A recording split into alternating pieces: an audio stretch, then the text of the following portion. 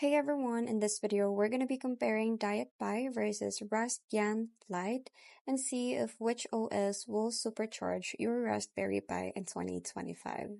So first, let's start with the DietPi. So we have here the key features, pros and cons.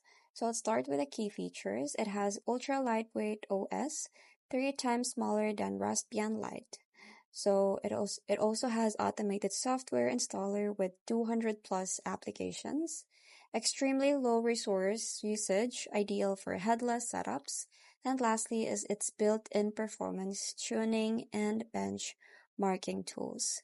For its cons, it has fastest boot time and lowest RAM usage, very easy to set up and optimize, great for server, NAS or NAS or LOT projects, and regular updates and growing community.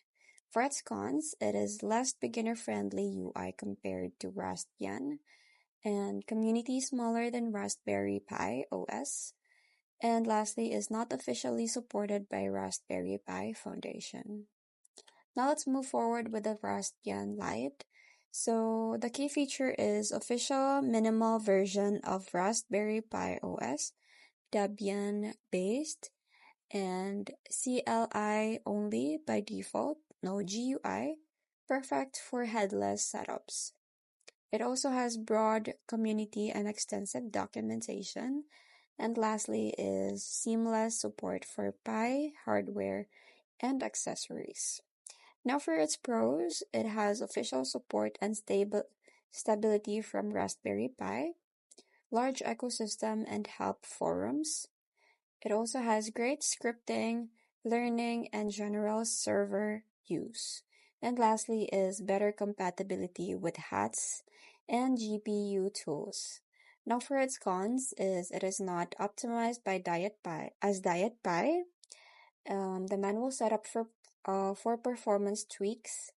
And lastly is fewer built-in automation tools.